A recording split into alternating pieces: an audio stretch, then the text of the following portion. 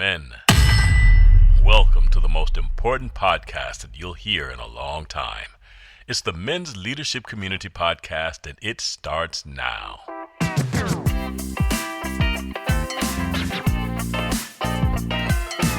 Well, here we go. We're coming up. We're on the last two movies beginning this week and next Friday. Super excited.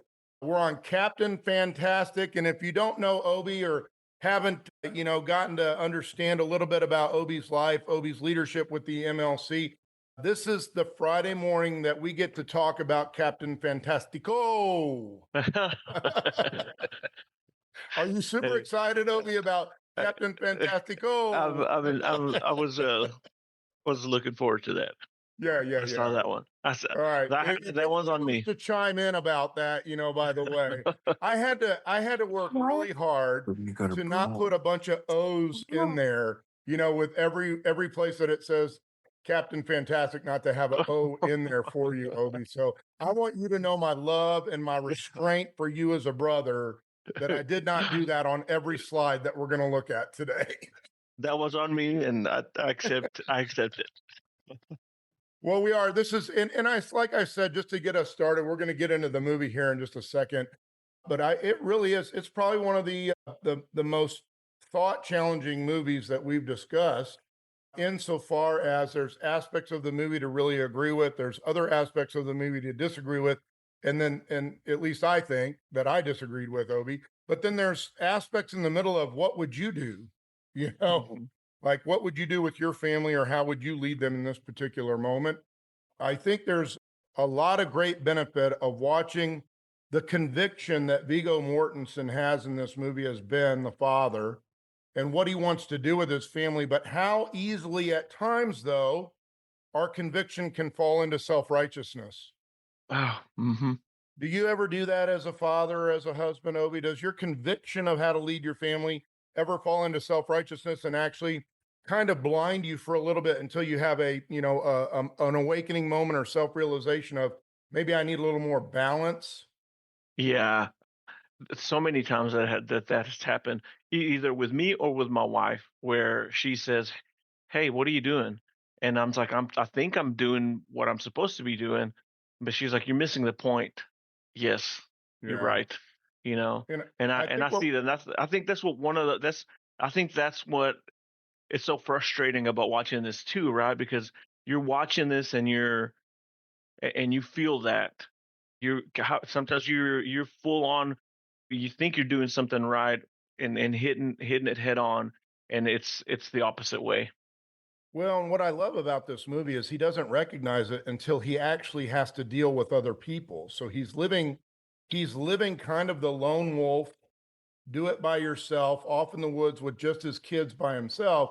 And it's not until he runs into others and what it means to have a relationship living in the world with other people that your convictions not only might be challenged, but you might have self-reflection of, okay, my conviction has turned into self-righteousness. There are some changes that need to be made. And I thought that was a really great point for especially the MLC when we talk about the lie of the lone wolf, mentality in America.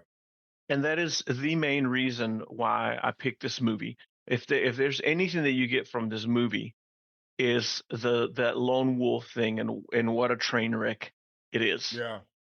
We were not meant to do life that way.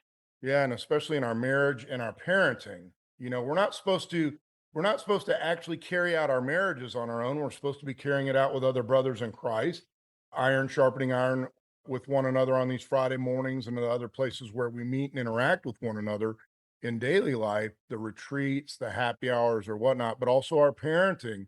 And we actually talk about what's going well or what we're having struggles with. Hey, how did you go through this with your wife? How did you go through this with your son, your daughter? And we learn from one another. So, and I think that's the biggest aspect that he was missing until he journeys into a brave, brand new world that he hasn't been a part of for a long time. And he has to actually talk with other people about the way that he's doing things. So go ahead and get us started, Obie, with some of the did you knows about the movie itself. Captain Fantastic is a Go. Okay. Okay, sorry. I won't do that anymore. I promise. Captain Fantastico is a 2016 American family comedy drama film starring Viggo Mortensen. If you did not recognize this person, he is known for a little trilogy called Lord of the Rings, Yep. multi-Academy Award winning. Every one of them, I was telling my son about that. Every one of those movies won Academy Awards. This small time actor. Story centers around a family forced by circumstances to reintegrate into society after living in isolation for a decade. And boy, is It's, that yeah, is that downplaying what actually, I yeah. think. Uh, anyway, we'll get more into that. We So, got a great scripture on that too. If you ever thought that being a follower of Jesus Christ or growing in your discipleship meant to remove yourself further and further away from the world, we're going to tell you that that is definitely not what Jesus had in mind. So reintegrating into society, actually living in the world but not being of it, is exactly what we're called to. And that, I think that's a huge aspect that we can take away from this particular movie and the story, is what it means to reintegrate in society after being in isolation. And man, does the church try and live isolated and removed from the world time and time again when that's not our calling. yep. Oof. Yeah. So his name is Ben Cash, and his wife Leslie and their 6 children live in an isolated existence on 10 acres in the mountains. The mountain is Washington wilderness, and they're left wing anarchist They activists. are. Very well Not that said. we've seen any representations of that recently in our own world, but go Totally ahead. can relate to that. No. No, cannot at all. Yeah. They're disillusioned by capitalism and American life, who chose to instill survivalist skills and left wing politics and philosophy in their children. Now, there's Um, aspects of this that I want to be honest about. There are some of the things that they're challenging about capitalism and everyday American life that we better stop and take a look at, because they might be right on the money. mhm. So again, there's aspects where they're challenging us in a very positive way. Maybe some things that we definitely disagree with, and that'll be a huge part of the conversation moving forward. But this is not, oh, I'm going to look at a left-wing anarchist activist and say they don't have anything to share with me or challenge me about. Yeah, They do.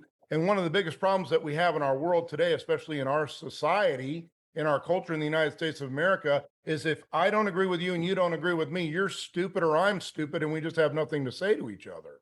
yeah. This binary view, right? And that's not This true. no, Yeah. no. That's the folly of that. Yeah. So they pass their socialist and survivalist ideals to their children. Ben considers most of Western society to be fascist, especially corporate America. And he also believes that no one will or should be there for you, so you'd better learn how to take care of yourself. So, right there in that one line, are there aspects of Western society and corporate America that probably need to be challenged? Yes. Absolutely. Are there aspects about him saying no one will be there for you or should be there for you, so you better learn how to take care of yourself and live all alone? Does that need to be challenged in his life? Absolutely. Absolutely. Yeah. So here we go. Absolutely. Little All right. critical thought today, Obie. Are you kidding me? Men on a That's what Friday I'm morning critically thinking? Everybody That's tell your wives. yes. So these guys educate these children to think critically and train them to be physically fit, athletic, and self-reliant without dependence of modern technology. So they raise them to coexist with nature, giving unique names and celebrate Noam Chomsky's birthday instead of Christmas. Yeah. They are accustomed to reading many forms of college level literature, and while showing high aptitude and intelligence beyond their years, they're socially awkward as they have not been socialized with the outside world.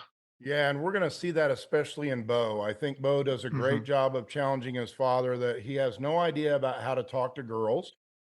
He's awkward, and actually there's a great scene at the end where he says, "You've made me a freak." And Heartbreaking.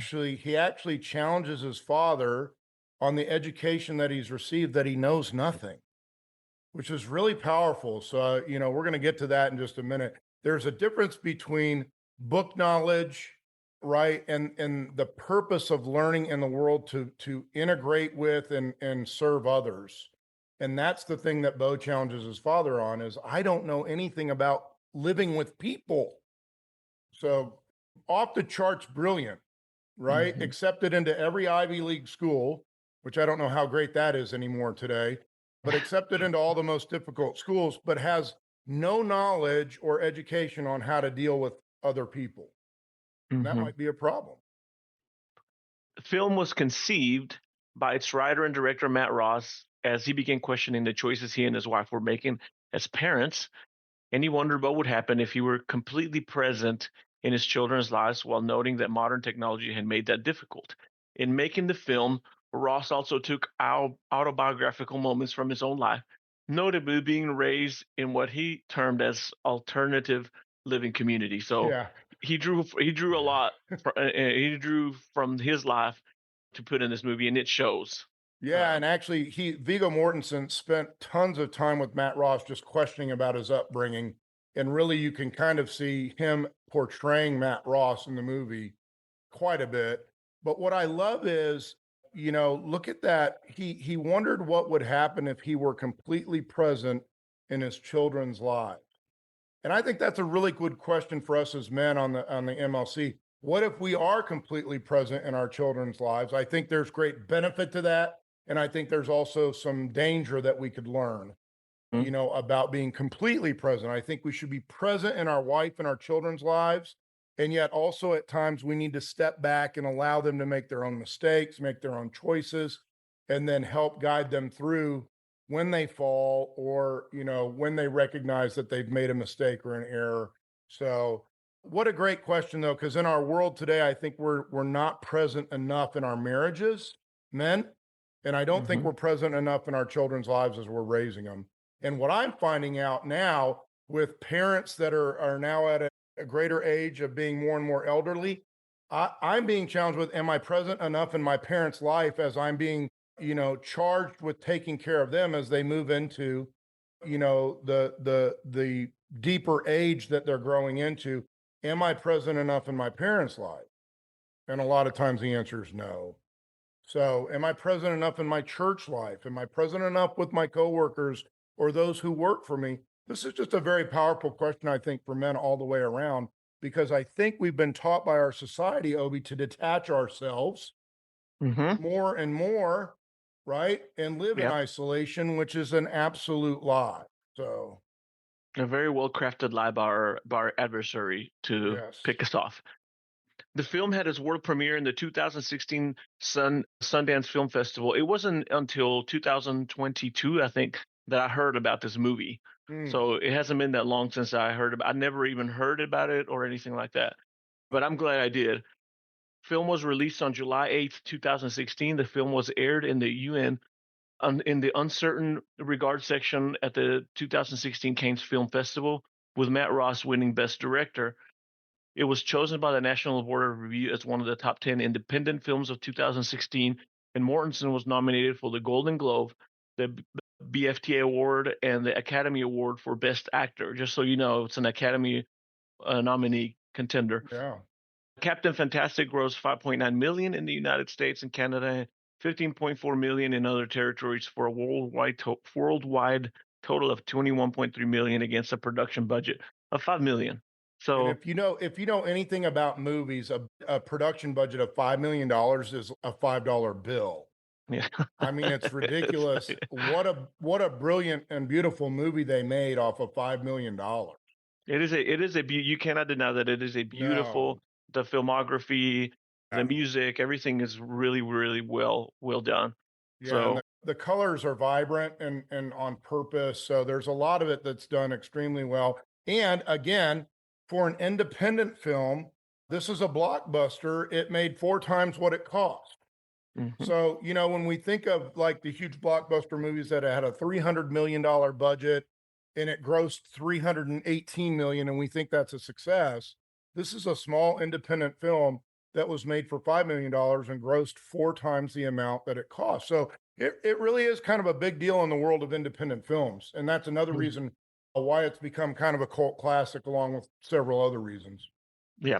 Yeah. So a little trivia here, Little kind of like foreshadowing about where the foreshadowing. movie's heading. This is in the opening, one of the opening scenes. It is brilliant. It really is. Yeah. In the campfire scene at the beginning, you can see Aurelian reading the brothers Karamazov. by Fyodor Dostoevsky. Dostoevsky. Dostoevsky. Yes. Dostoevsky. The novel is about three brothers who, with increasing age, start to shun and rebel against the ways of their father, just like Aurelian himself does later on in the movie. Yeah. So he and Bo, in different ways, rebel against Ben later on in the movie. And what I think is interesting about that is Relian is really rebelling against his dad the entire movie. You could actually see this if you wanted to Several as a times. retelling of the Brothers Karamazov, which is brilliant in the way that they shot this and put this in from the get-go. So Yeah. yeah. So his crazy Viggo Mortensen's crazy awesome red pattern shirt, which I really liked. He's wearing in this that he's wearing in the wedding scene of Captain Fantastic is the same shirt he wore in the 1992 movie Indian Runner. Yeah. Was the one about the motorcycle, right? Yeah, it's Was a that pretty the violent movie too. That's the one where he's holding a dog down there. But I put wedding scene. I meant the funeral scene funeral? because while I was typing this up, he also actually wore this shirt. He's been married a couple of times. He wore this shirt to marry his first wife in real life.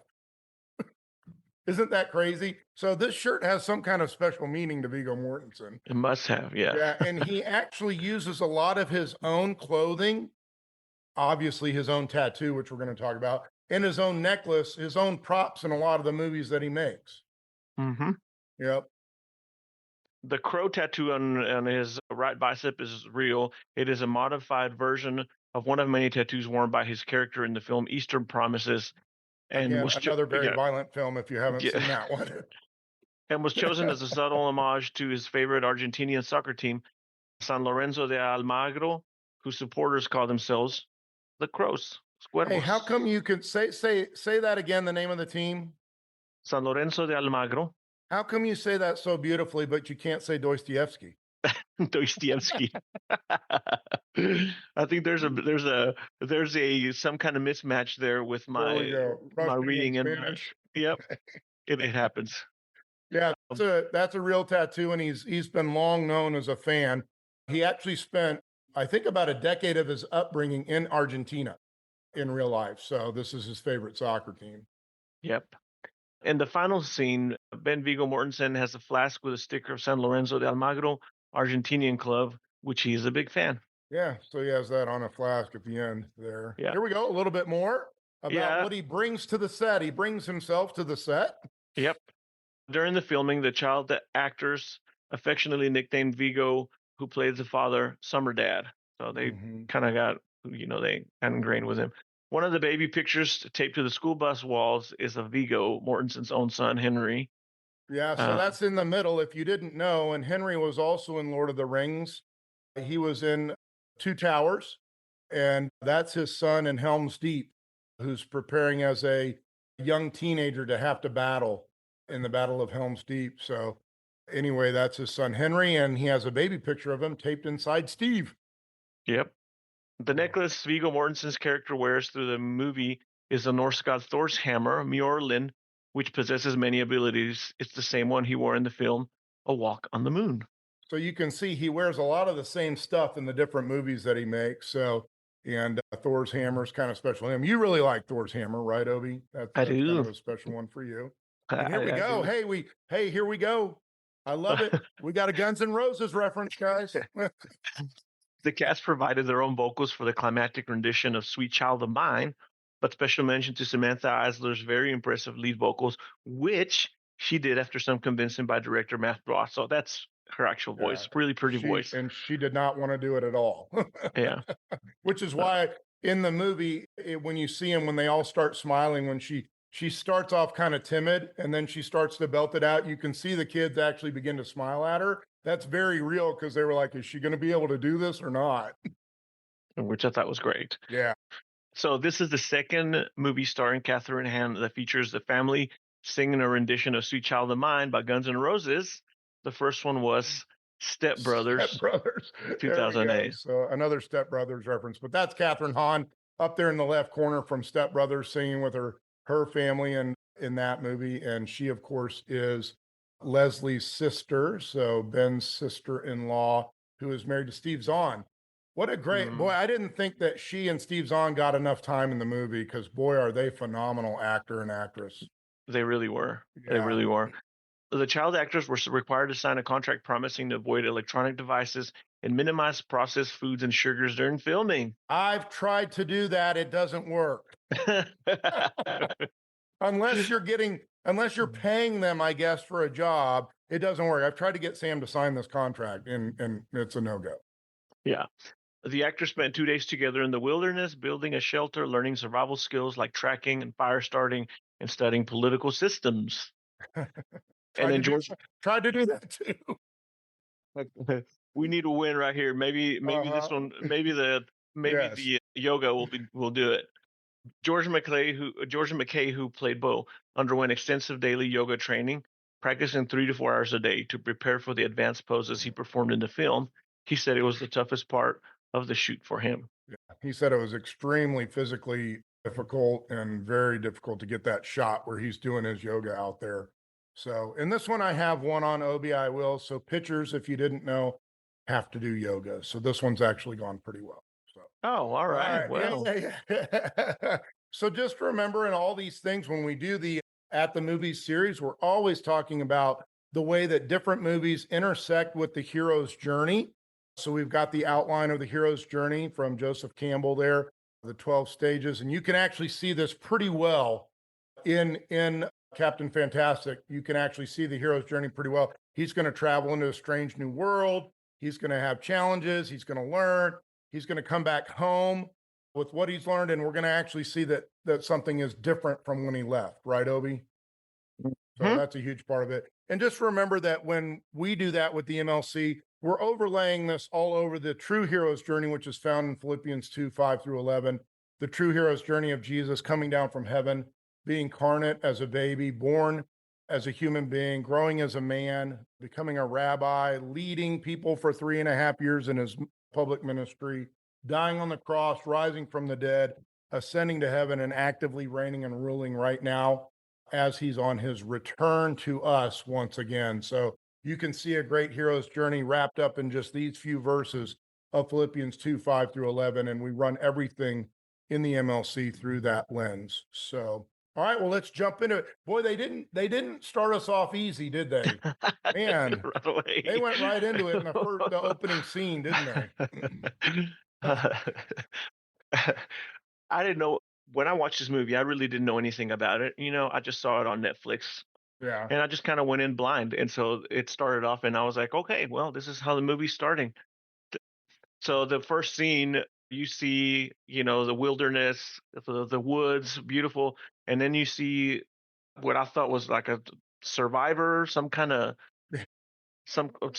like in the jungle, a soldier. I didn't know what it was, and then I of course, remember like First Blood, I was yeah, thinking that's that, Rambo. that's exactly what I was thinking. That's exactly where I went. Yeah. So there I was, and then you see Bo jump up and tackle a deer and kill it, Yeah, and say that then again. Not shoot it with a rifle. What does no, he no, do? he just jumped out and grabbed that thing and tackled it to the ground. And kills it with a knife. Yeah. So listen, I have a lot of respect for that. I'm okay with that. So really beautiful scene that Yeah. you see here where the dad comes out and everybody starts kind of coming out of the woods, all the kids, everybody, and he takes a knife and cuts out the heart of the deer and gets blood on him and then puts on him and he says, today the boy is dead and in his place is a man. Yeah. Kind of has these real tribal vibes, because this is something that happens in a lot of tribes. This was kind of like a rite of passage where the boy has died and now there's a man. And this scene really reminded me of Ash Wednesday in the Hmm. church. So in Ash Wednesday, I've been blessed with the privilege over 21 years in ministry now to place the ashes on people's foreheads. And this scene reminded me of the mark of your sin, the sign of Christ's forgiveness. And the fact that it's done in blood in the movie makes it kind of even more impactful. But you see these rites of passage, you see the personal growth, and our baptism, Ash Wednesday are signs of that, of recognizing our sinfulness, growing in our forgiveness in Jesus Christ, that's absent from the movie, but the visual aspect is overwhelming and reminding me of those things. I don't know if that happened for you, Obi. I saw it right away, Yeah, and I'm positive that that was intentional. This movie has a lot of religious references, and yeah, this is one of them. You can't take that. There's always blood, yeah, there's the symbolic blood, and then the mark on the forehead. yeah. So beautiful And scene. a sacrifice had to be made A for his sacrifice. transition from a boy to a man, and boy, isn't that true in our own lives. Now, what's beautiful about this scene, what I love is at the very beginning of the movie, Ben is super excited. The boy is dead, and in his place is a man just like me. Mhm. See, Ben's endeavor as a father is that Bo becomes just like him. And by the end of the movie, what I love is the scene where he hugs him and he lets him go to Namibia on his own, not to be like Ben, but to find out what kind of man Bo really is going to be in the world. Yeah. And I think we do that in our own lives. We want our children to grow up to be like me. And hopefully throughout the process, what we're doing is we're helping them figure out how to become who God intended them to be. I Yeah. want Sam to be who God intended him to be. I surely don't want him to be another Andy Whaley. We got one of those and that's enough. Okay. I want him to grow into becoming what God wants him to be as Sam. And Yeah. I think Ben learns that through the movie, which was pretty eye-opening and I think powerful for me to see in the process of fatherhood. Yeah, and you notice that he touches his forehead. There's this Mhm. contact with the forehead in the beginning, and as he sets him off, there's that Yeah. it's no longer Head to blood, but head. it's in the head. They Yeah. bump foreheads, which is was really beautiful. And for me, again, it made me cry because that's the future. I see that with Yeah. O2. It's going to happen sooner than later. Yeah, and actually the end where they're forehead to forehead with one another and saying goodbye, it's much more intimate than this is. This is almost transactional in nature of I've Very. my job is to make you a man. I've done, here you are. And he lays his hand on him. But at the end, it's very intimate, forehead to forehead, of now Yep. letting you go be who you're going to become is actually the hardest part of parenting and fatherhood. Yeah, Yeah. and really, I think this is one of the scenes that spoke to me the most in this whole movie, and really because although he is equipping him, he is Yeah. training him and doing all of that, the thing that's missing from here is that tenderness, Yep. that love, Yeah. that that warmth that a father can give. So yeah. And that I think that's what happens when conviction, unchallenged, that turns into self-righteousness becomes cold. Ooh, Hmm. I need to write that down. I don't know where that came from, but that was pretty good. Yeah. All right. So we do have a good start on the scriptures here this morning from Proverbs 22:6. Basic training. That's what he's doing with his family, not in training them up scripturally or in to follow Jesus, as we come to find out that they are extremely anti Christian, actually, in the movie, anti religious. But we are talking about this in the MLC. What is the basic training? Train up a child in the way he should go, and when he is old, he will not depart from it. That's Ben's hope in his training, but that should be our hope in the way that we're training up our children and our families as followers of Jesus Christ. So, are we doing the basic training? Are we putting the time in order that they know who Christ is, that they know what it means to grow up in Him, and find out who they're supposed to be in the way that God created them? So that's the journey that we're on. Beautiful scene here. Again, we shift forward a little bit, and then the family's around the campfire, and the camera's panning around in the dark with this beautiful glow of the fire illuminating each person that are reading, these books that um, little kids normally don't read. Right. And so, you see Vigo asking, kind of asking, these kids these questions that, I mean, You you having have a any problem. problem with quantum entanglement?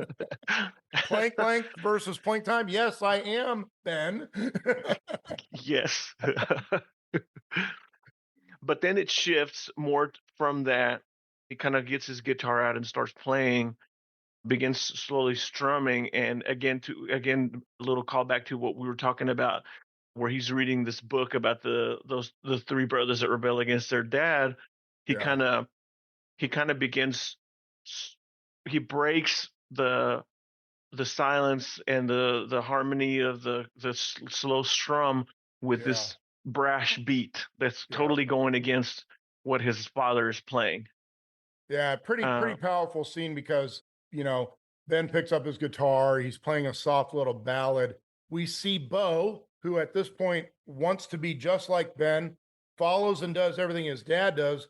Bo goes and grabs his guitar as the oldest child, leading the rest of the family, and sits down and begins to play a ballad just like Ben. But it's Relian who has the cajon, who rebels with the beat. He has his own beat. He's definitely marching to the beat of his own drum, as we would say, right, Obi? yep. And what's interesting though is Ben and the rest of the family begin to play to Relian's beat. So if you're wondering, you know, a little bit about leadership, it's not necessarily the oldest child. Sometimes it's the one that's willing to rebel in a different way and do things in a different way. And that's what happens, especially with Relian here, and gives us great insight into who he's going to be the rest of the movie. And he really is a key character. And like I said, once again, go back and watch it. And instead of thinking just about Ben and his parenting or what he's doing, think about the interaction between Bo and Relian and Mhm. the two different brothers and how they're interacting with Ben and what they bring to one another and helping each other grow. So, a really great. I love the scene. The campfire obviously is meant to be a moment of enlightenment or epiphany. These children are learning. They're not only learning through the books, but Ben recognizes there's other aspects of learning. So he uses music, but he still doesn't fully understand the aspect of teaching them how to learn relationally and societally, how to deal with others in community. And that will come later in the movie. So Yeah. Ecclesiastes 12, 9 through 14 is pretty powerful verse here. Obi, you want to share it with us about the Yeah. now this is pretty cool, and this is what I think Ben is missing. Ben has not fully understood the point of learning. He Yeah. thinks the point of learning is knowledge, but for us on the MLC, Ecclesiastes 12, 9 through 14, which is two slides here, really hits on what is the entire point of learning. And it's really Hmm. worship. That's Yeah. crazy. Yeah. And hopefully this will be fresh on your minds because we just did a series on the Ecclesiastes not too long Yeah. ago. Not only was the teacher wise, but also imparted knowledge to the people. He pondered and searched out and set in order many proverbs. The teacher searched to find just the right words, and what he wrote was upright and true. The words of the wise are like goads, their collected sayings like firmly embedded nails given by one shepherd. Now, Be wa- I want to stop right there yeah. because Ben has done this throughout the movie. We're going to hear the children repeat verbatim, word for word. Like Hmm. Ben has been very careful to choose the right words, and his children actually can repeat them verbatim back to him, Hmm. right? Yeah. And but there's something still missing, and that's what I think is really important. But I just wanted to point out he's definitely spent time on teaching them and picking the right words. Yeah. Be warned, my son, of anything in addition to them. Of the makings of many books there is no end, and much study wearies the body. Now all has been heard. Here is the conclusion of the matter. Fear God and keep his commandments, for this is the duty of all mankind.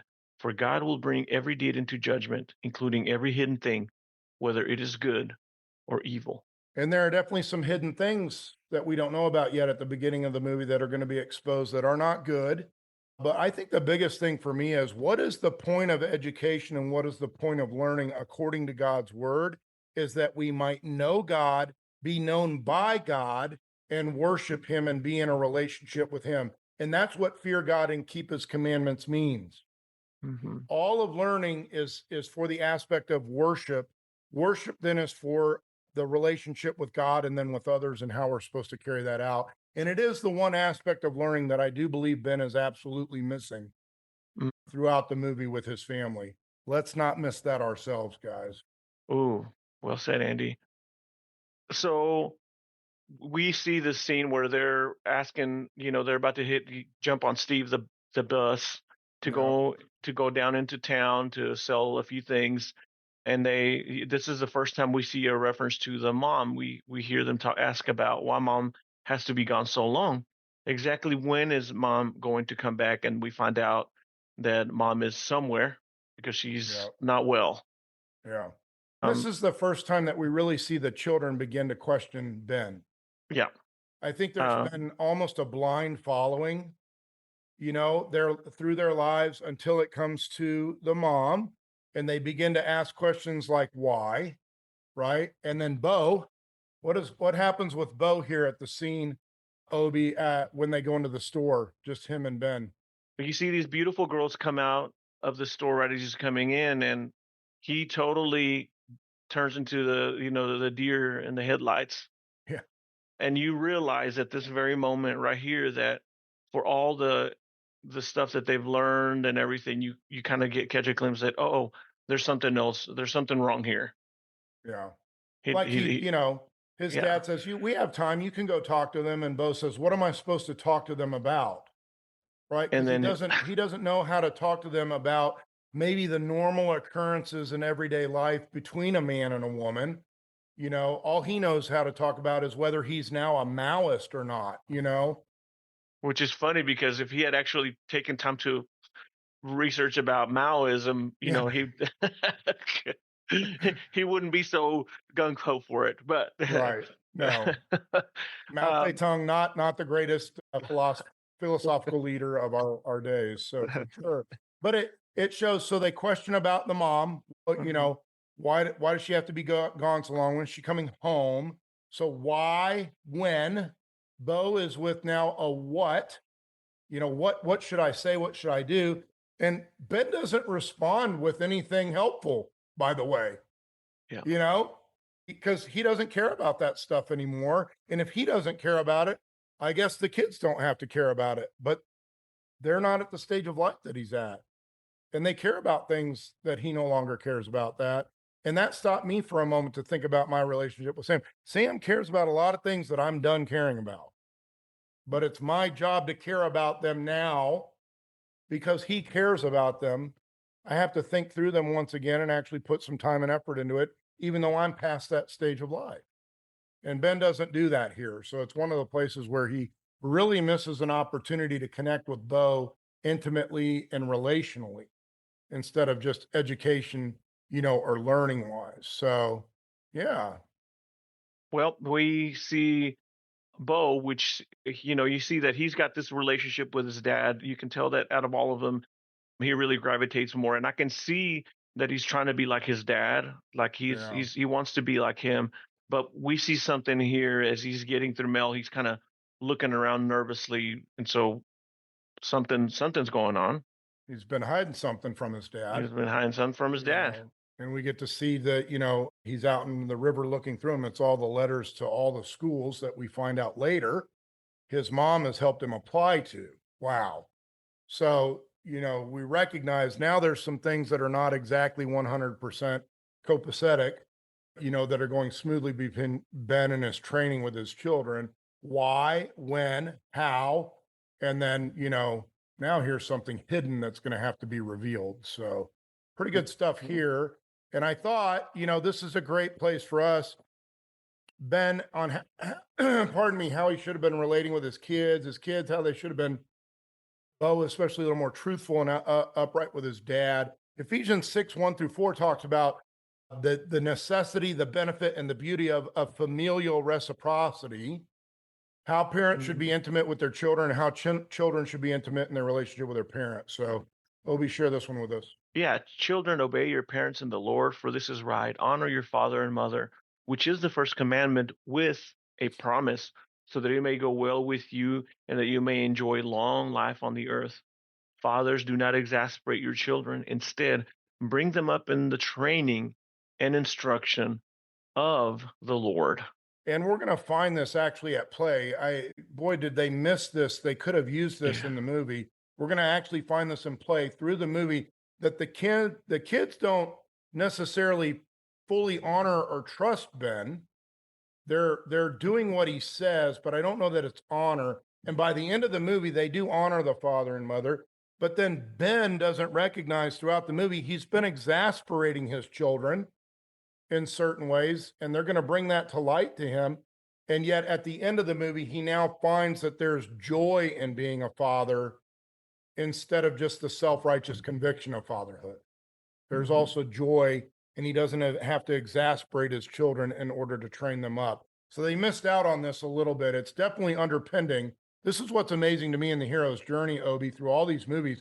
There is just no way to deny that there's scriptural truth underpinning the hero's journey in every movie, every book that has the hero's journey taking place. There is scriptural truth within it, even if they outright deny it, like they do in this movie.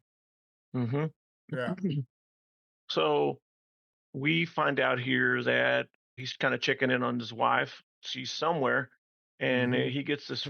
He calls his sister to find out, kind of get the lowdown on what's going on with his wife, getting an update.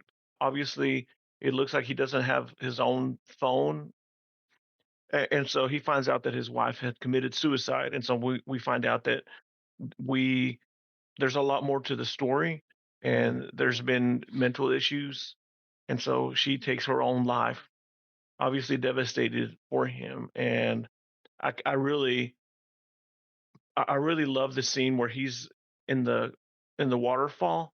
Mhm. I love that because you see this. That's what I got from it, and I think it was done purposefully, where you see the weight of that water just hitting him, and he's just sitting there by himself again, Yeah. just trying to handle it all by himself. Very strong baptismal imagery once again. And there's Hmm. actually two scenes, two baptismal scenes, one now and one later. So you're getting foreshadowing. And in this one, he recognizes that nothing is ever going to be the same. And yet he rails against his baptismal scene and tries to live like nothing's ever going to change. Everything's going to be exactly the same. And I think we do that in our own lives. We rail against the baptismal truth of the old man being put to death and the new man coming to life, but we battle it out every day against that. And we try and live like the old man, like nothing's different. And so that's what I thought was really beautiful about is the connection from this baptismal moment where he recognizes the love of his life has committed suicide. She's dead. Nothing is ever going to be the same. But then the very next thing out of his mouth to his children is nothing, your mom's dead. But by the way, nothing's going to change. We're going to go on living exactly the same way. That's impossible. There's no way to do that. Hmm. And then he gets them right back into training. And that's where we get the great scene rock climbing where Relian falls and breaks his hand. And he treats it like it shouldn't be a big deal. And we get the great lie of the lone wolf. There's no cavalry. No one will magically appear and save you in the end. Now, guys, this is huge foreshadowing. He's trying to teach Relian this. And you've got to see the interplay of these two scenes I'm going to share with you. This scene right here, where he's absolutely wrong in telling Relian, there's no cavalry. No one will magically appear and save you in the end. And then who later in the movie, Obie, appears out of the bus first, that's stowed away and hid underneath the planks, that appears first in order to save Ben when he's all by himself? Well, it's Relian. Hmm. And there he is. And this is the great rebellion of Relian is, I will be there for you, Dad. You are not alone. What a Ooh, great beautiful. rebellion. Yeah, Yeah, really yeah. huge. So I thought Uh, this was all great foreshadowing once again. Yeah, go ahead, Obie. Sorry. no, no, no. Yeah, that's yeah. Go ahead. Good Uh, stuff. So uh, I thought this was powerful and we ought to bring it here.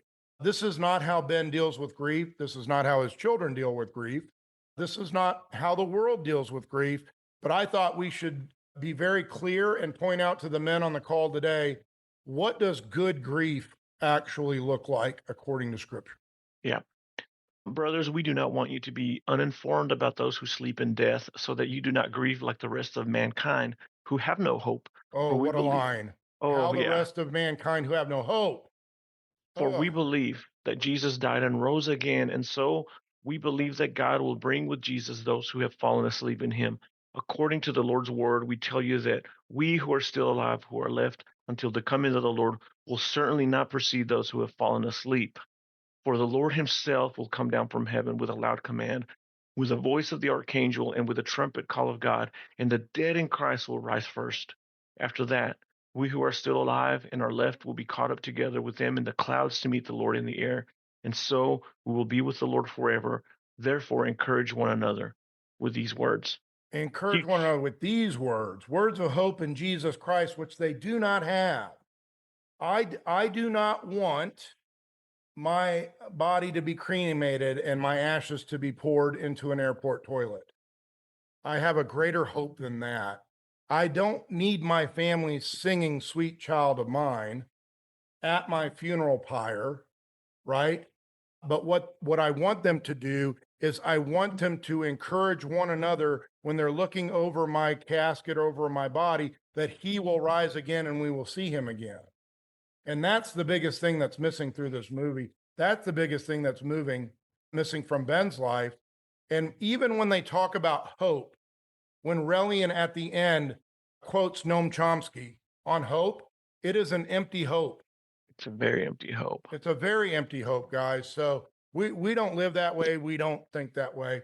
I love these three scenes back to back real quick, Obie, on them reintegrating and entering a new world. Now, here's where we could be challenged a little bit by some of the American Western culture and capitalistic fascism that we might enjoy or live under.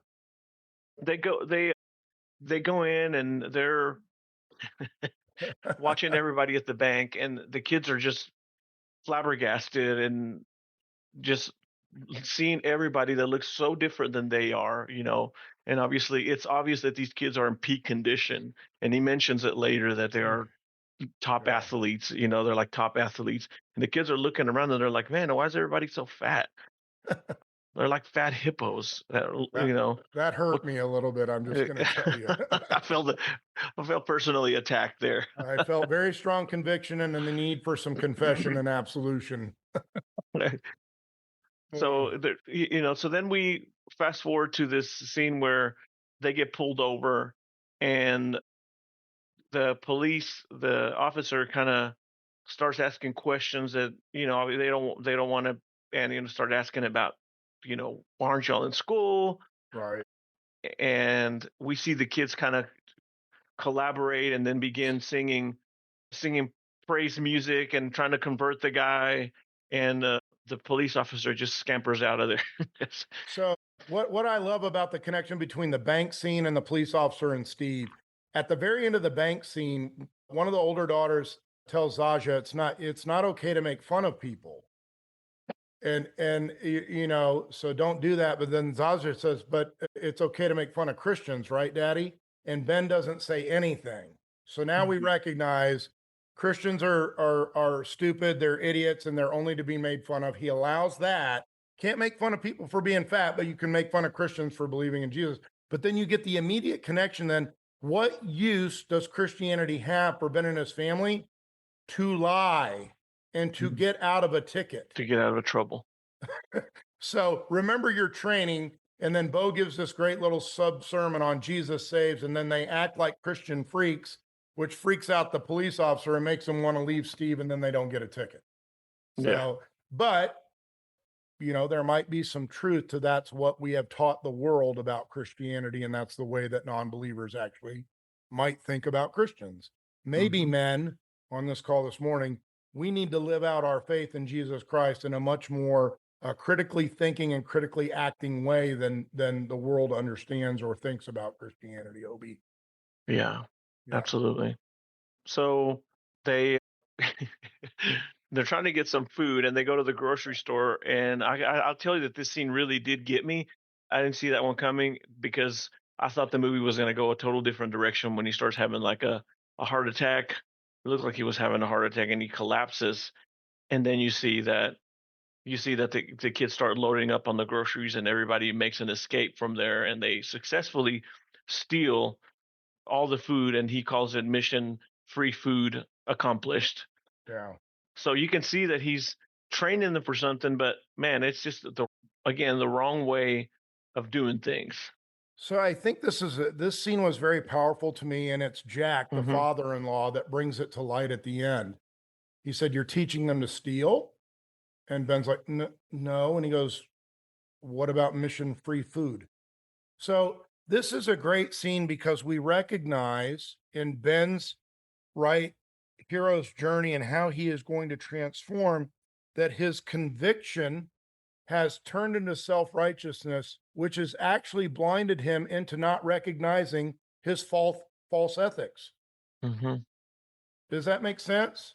This is a very deep philosophical movie, so I have to talk, in the way that it's going. His convictions that have turned into self-righteousness have now blinded him from seeing that he's actually training his children up in his false ethics. Is it okay to steal?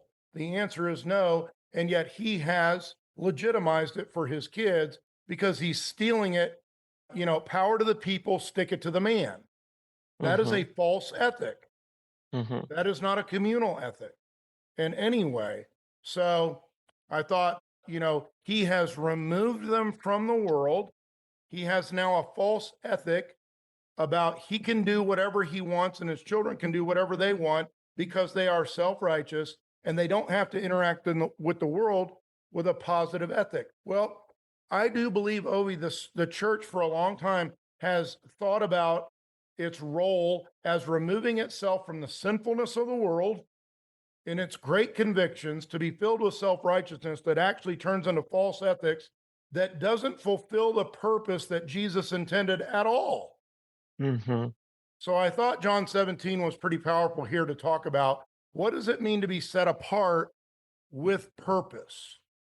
My prayer is not that you take them out of the world, but that you protect them from the evil one. They are not of the world, even as I am not of it. Sanctify them by the truth. Your word is truth. As you sent me into the world, I have sent them into the world. For them, I sanctify myself, that they too may be truly sanctified. My prayer is not for them alone. I pray also for those who will believe in me through their message, that all of them may be one. Father, just as you are in me and I am in you, may they also be in us, so that the world may believe that you have sent me. I have given them the glory that you gave me, that they may be one as we are one. I in them and you in me, so that they may be brought to complete unity. Then the world will know that you sent me and have loved them even as you have loved me. Yeah, and that's not a part of Ben's ethic at all. That's not a part of Ben's purpose in training his kids. He wants to be completely removed from the world and stick it to the man. Mm-hmm. Our job is to be set apart in Jesus Christ, sanctified by the truth, so that we might be sent into the world as witnesses of that sanctified truth, in order that others might come to know who Jesus is and know his love. That's what being set apart with purpose means for us. So, great scenes here about what it means to be in the family. Yeah, so they pull over and kind of start eating together, find out that they're celebrating Happy Chomsky Day Yeah. instead of Christmas. All right. So if you guys Uh, don't know who Noam Chomsky is, he's a humanitarian philosopher. He did a lot of good in the world about what does it mean to be human, but he railed against religion, did not believe in it. He did not believe in an afterlife. So he believes solely in a humanitarian philosophy, that has nothing to do with faith or belief. So this is where you get the rub of Noam Chomsky Day against Christmas, yep, which and then go it ahead. has nothing to do with Jesus. It has to do with a fictitious little elf, which actually Yeah, is a shot at Jesus, by the way, yep, he- unfortunately. yeah. So again, they're sitting there eating. He gives them dessert, and then he gives everybody like weapons, knives as presents, and even gives, I think it was Little Zaja. Zaja gives her the book of the joy of sex. Yeah. So I thought that was just so messed up. In his quest to be, I guess, to bring his kids to adulthood quickly, I guess, right? And so She um, does figure out it was a joke. She drops the she book, and then does. he actually hands her the real present, which is the boning knife that she keeps stealing That she to keeps to, stealing. to bone all the skulls in her little hut. Yeah.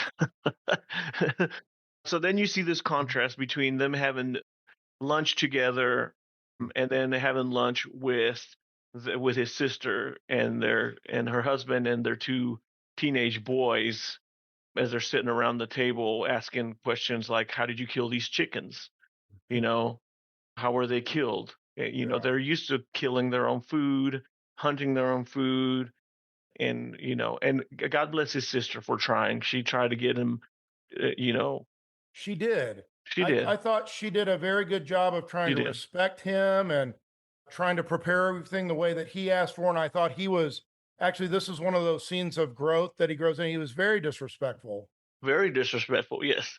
of In her his own, yeah. her own home and the way that they did things because they're just wrong.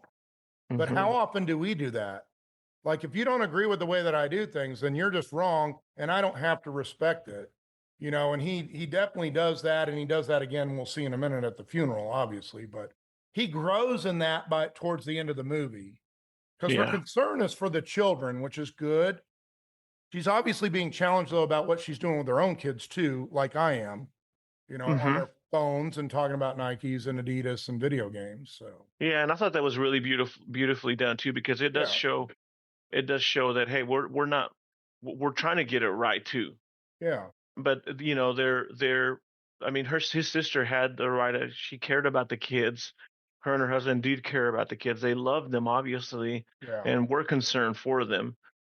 And so, they're playing video games together, and the kids are just watching them. And while they're doing this, the sister starts talking to Ben about, hey, we're concerned about the kids, man. They need to be in school. I think I think you might be wrong on this one.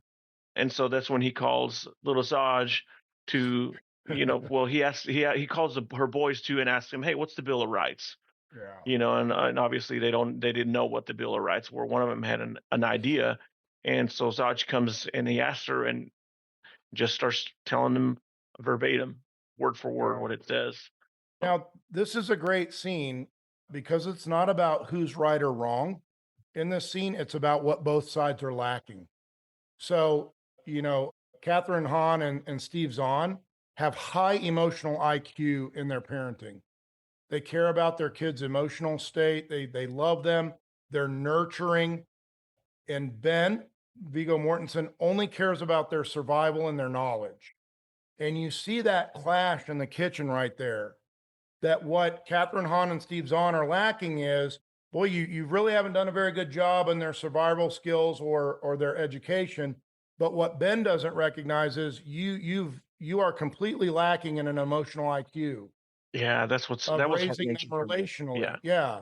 So it's not about which side's right or wrong, which is how this world is teaching us to think who's right or who's wrong, but it's about what both sides are lacking in the middle of that conversation in the kitchen, which is really Yeah. powerful scene. Yeah. So we thought that, this, go ahead, Andy. I'm sorry. No, I just was like Second Timothy 4:1-5 is really good, about bringing those two things together, the emotional IQ and the survival and intelligence, the learning. Yeah, this happy balance. In the presence of God and of Christ Jesus, who will judge the living and the dead, and in view of his appearing in his kingdom, I give you this charge: preach the word, be prepared in season and out of season, correct, rebuke, and encourage with great patience and careful instruction. For the time will come when people will not put up with sound doctrine. Instead, to suit their own desires, they will gather around them a great number of teachers to say what their itching ears want to hear. They will turn their ears away from the truth and turn you aside to myths. But you keep your head in all situations, endure hardships, do the work of an evangelist, discharge all the duties of your ministry. And I think these verses bring together the necessity of critical thinking in our men today, and yet at the same time, the relational aspect of being followers of Jesus Christ. Yeah. And when you go back one and you look at this, who or what does your family believe? And it talks about, for the time will come when people will not put up with sound doctrine. Instead, to suit their own desires, they'll gather around a great number of teachers, Noam Chomsky, to say what their itching ears want to hear. And that's what Ben has done. He's chosen philosophers, right, that accommodate to his way of thinking and his way of life, and that he doesn't have to be challenged by. So I think that is also in there too. So that was a really big scene for me. And then finally, we make it to the red suit and the funeral.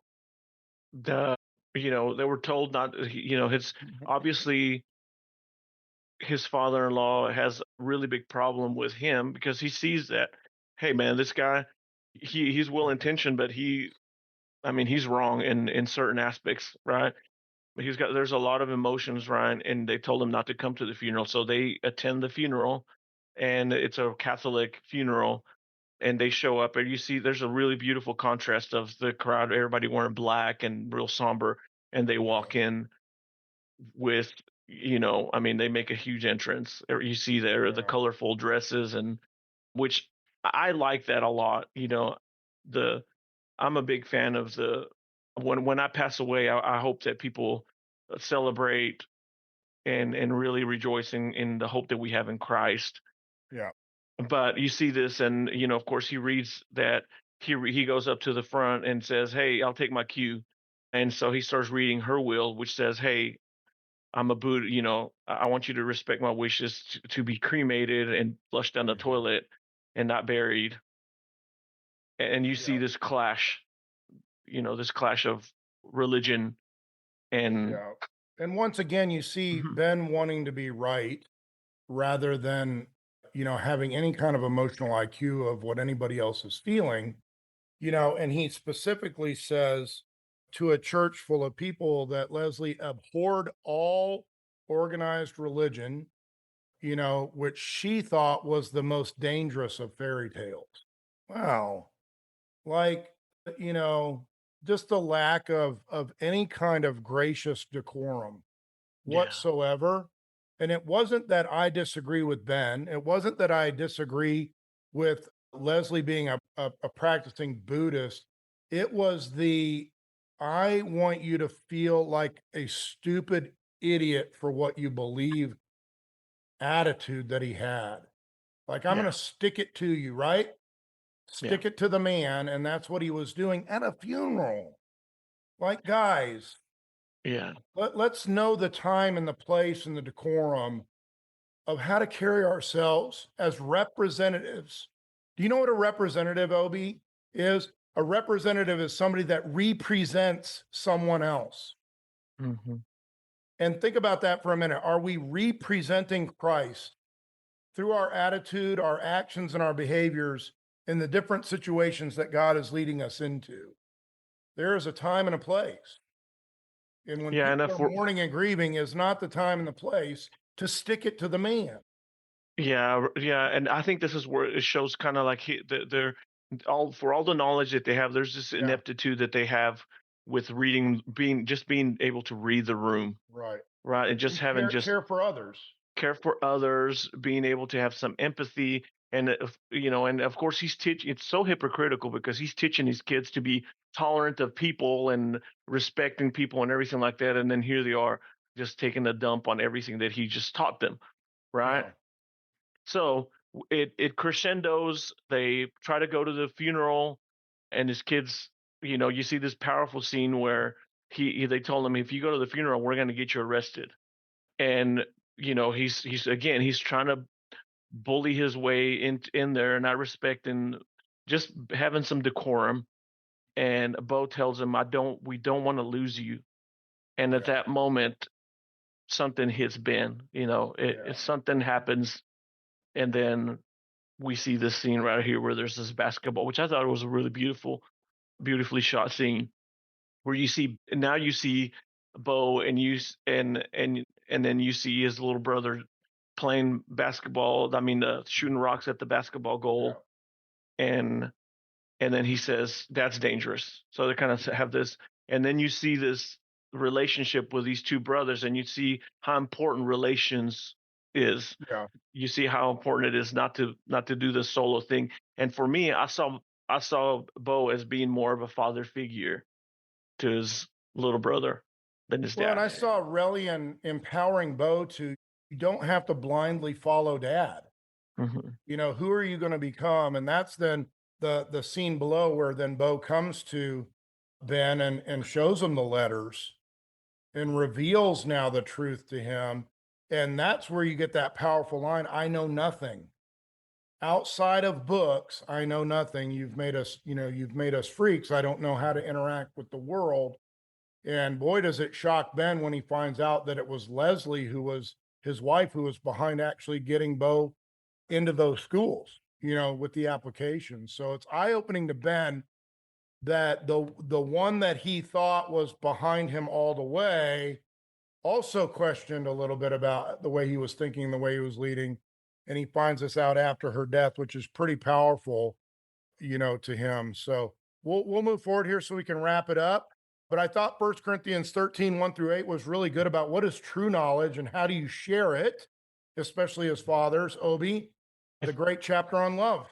if I speak in the tongues of men and angels but do not love, I am only a resounding gong or a clanging cymbal. If I have the gift of prophecy and can fathom all mysteries and all knowledge, and if I have faith that can move mountains but do not have love, I'm nothing. If I give all I possess to the poor and give over my body to hardship, that I may boast, but do not have love, I gain nothing. Love is patient, love is kind. It does not envy, it does not boast, it is not proud, it does not dishonor others, it is not self seeking, it is not easily angered, it keeps no record of wrongs. Love does not delight in evil, but rejoices with the truth. It always protects, always trusts, always hopes, always perseveres. Love never fails. Yeah, and I think this is a huge aspect of what Ben's character is, Viggo Mortensen's character, Ben, is learning throughout the movie, but without the true love of Jesus Christ, which leaves it lacking in the end. Well, here we come towards the end and we get, that second baptismal scene where things actually do begin to change. So rescue Relian, Ben's interaction with Jack here, Obie. Yeah, this is where Jack tells him, dude, you're not fit to lead these kids. Mhm. And he confronts him. He tells him, look, we're going to file for custody for these kids. And then he tells him, you've teaching them how to steal, giving them weapons. How do you think that's going to look? Yeah. And Calls it child abuse, which it some called, of it, so, I mean, definitely. And then he tells these, he leaves, and then this is when we get this scene where they're trying to rescue Morelian, Relian, yeah. yeah, rescue Relian, and his sister is climbing up on the roof and falls Yeah. down, and I mean almost kills herself, almost gets killed, and then that's when he realizes that's that moment where he realizes I've been doing it wrong, and then again that baptismal scene where he's in the shower, and it's all coming together that Yeah. I may have I may be wrong. Yeah, and he's coming closer to the end of the hero's journey. And he says, why can't we just stay with you? He says, because if you do, I'll ruin your lives. And so he's growing in understanding he may be doing some things wrong, but he hasn't fully made the mature journey yet to where he will by the end, where maybe I should change the way I do things instead of saying, I can't raise you anymore because I'm going to continue to do everything the way that I do it. Well, maybe you need to change and maybe you won't ruin their lives and maybe you will be the right one for them to live with. And that's where we're moving. And I think this is where you get that, that baptismal scene in the shower. The need for self reflection really hits hard for all men. Pride goes before destruction, a haughty spirit before a fall. Better to be lonely in spirit, along with the oppressed, than to share plunder with the proud. And he's beginning to learn that pride goes before the fall. And here's where Relian comes to him, then comes out of the bus and shares with him about hope. This is, by the way, a quote from Noam Chomsky, which for me is unfortunately still empty, but really beautiful if you were to hear this, recognizing a faith background in Jesus Christ. So go ahead and share this great quote from Yeah, Relian. if you assume that there is no hope, you guarantee that there will be no hope. If you assume that there is an instinct of freedom and that there are opportunities to change things, then there is a possibility that you contribute to making a better world. Now, here's the thing that there are opportunities to change things. What Relian's actually telling Ben is there's an opportunity for you to change. And if that's possible, then there's a possibility that you can contribute to making a better world. And at the end of the day, Ben has not cared about making a better world whatsoever. He's isolated himself away from the world. And now Relian's calling him to think about why don't you change and then you might possibly make the world a better place, which is pretty powerful for all of us to think. But we're going to wrap it up, Obie, in the necessity of hope in Jesus Christ. So, May the God of hope fill you with all joy and peace as you trust in him, so that you may overflow with hope by the power of the Holy Spirit. and that's the key. May the God of hope fill you with joy and peace as you trust him so that you may overflow with hope towards others. That's what Relian's asking Ben to become. Be filled with hope in order that it might overflow to us, Dad, and that it might overflow into the world. And that's really the calling for us as men and as disciples of Jesus Christ. So here in the closing scene, then we finally see a new season beginning to dawn in their lives. And do you see this transition of he actually kind of, I saw this thing as kind of like the dying of the old man and then the Yeah. beginning of this new man when he shaves. And then, his son also does the same. He shaves his long hair, and then they cremate their mom and Mhm. kind of dance around, which I thought was a really, really pretty scene, although dark. Yeah. But you see that all of a sudden now that he's now, his demeanor's changed. The lighting has changed. Everything is it got this vibrant colors, and now they're sitting around together as a family, not Yeah. not as a unit. Like I got this really military vibes in the beginning, where there's this like just this structured, and now that Yeah. you have this, I thought it was a warm thing and a Yeah. beautiful way to end And this thing. you see that Ben has changed. So they're no longer living in their self-made huts up in the mountain. He's actually moved them into a house structure. So they Mhm. live in a house. They actually now have a home, which is what the visual is supposed to share with us. Steve, the wheels are off Steve, and Steve's now planted, which is supposed to be, if you think of Odysseus, right, and the Odyssey, and when Odysseus, this is a hero's journey, when Odysseus goes through all of his travels and he comes back home after what, 2 decades or whatever, he plants his oars in the sand in front of his house that I will travel no more. Well, there's Steve with the wheels off, planted in the ground. That's directly from the Odyssey, that That he's was a now great point. planted in home. He's not going anywhere. And now they live in a house, and he actually is sending his kids to school so that they can learn, not only have learning and education, but so that they can learn relationally how to be in society with others. So I thought a great way to wrap all this up, Obie, this is one of the scriptures that you were really excited about, was Ephesians 4, 1-3 and 32, on how to make a fresh start in Jesus. As a prisoner for the Lord, then, I urge you to live a life worthy of the calling you have received. Be completely humble and gentle. Be patient, bearing with one another in love. Make every effort to keep the unity of the Spirit through the bond of peace. Be kind and compassionate to one another, forgiving each other, just as in Christ God forgave you.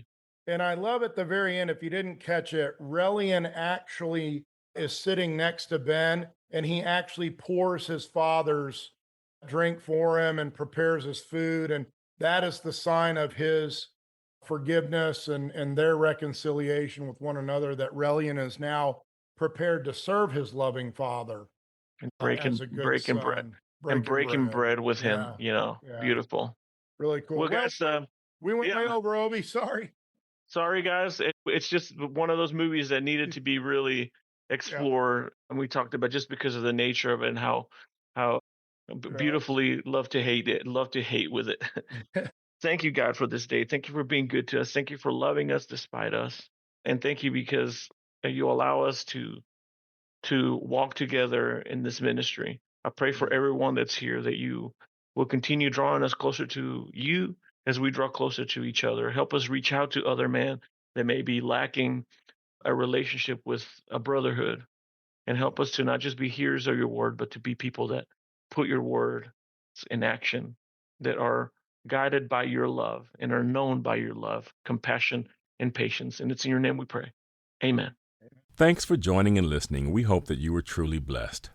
Now, you can join the live call every Friday morning at 7 a.m. Central Standard Time, and please bring a friend.